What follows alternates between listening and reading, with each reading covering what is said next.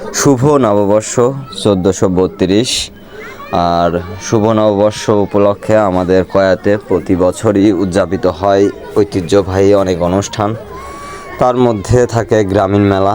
তো গ্রামীণ মেলায় বসেছে বিভিন্ন রকমের রাইড, নাগরদোলা বা আরও অনেক ধরনের রাইড আছে। তো আমার খুব ইচ্ছে হলো নাগরদোলা চড়া, তো উঠে পড়লাম নাগরদোলা চড়তে। খুবই ভালো লাগছে। আর উপর থেকে মেলার মাঠের পরিবেশটা দেখতে অন্যরকম লাগছে। তো খুবই ভয় কাজ করছে, কারণ অনেক জোরে ঘোরাচ্ছে, গা হাত পা শুকিয়ে আসছে, মনে হচ্ছে কখন নামবো। সাথে যারা উঠেছে তারা অনেক চিৎকার চেঁচামেচি করছে। তো মেলার পরিবেশটা দেখুন, অন্যরকম একটা সিচুয়েশন, বুক দুরু করছে যদিও। তো মেলায় এসে এই নাগরদোলায় চড়তে পারলে খুবই ভালো লাগে, মনটা অন্যরকম হয়ে যায়।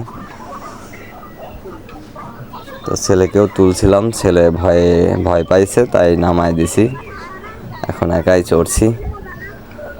তো আরও জোর দিচ্ছে, অন্যরকম জোরে ঘুরছে নাগরদোলা। ওদের ক্যাপাসিটিটা দারুণ, ধরে নামিয়ে দিচ্ছে শুধু, আর জোরে ঘুরছে। খুবই সুন্দর মেলার অন্যরকম সৌন্দর্য এই নাগরদোলায় থেকে উপরের দৃশ্য খুবই সুন্দর, মনোমুগ্ধকর। আর রৌদ্রোজ্জ্বল পরিবেশে দিনটা আরও সুন্দর লাগছে। গ্রামীণ মেলা গ্রামের মানুষের মধ্যে অন্যরকম একটা চাঞ্চল্যের সৃষ্টি করে, সবার ভিতর একটা আনন্দ কাজ করে। আর এই নববর্ষে যেন আমরা আরও সুন্দরভাবে উপভোগ করি।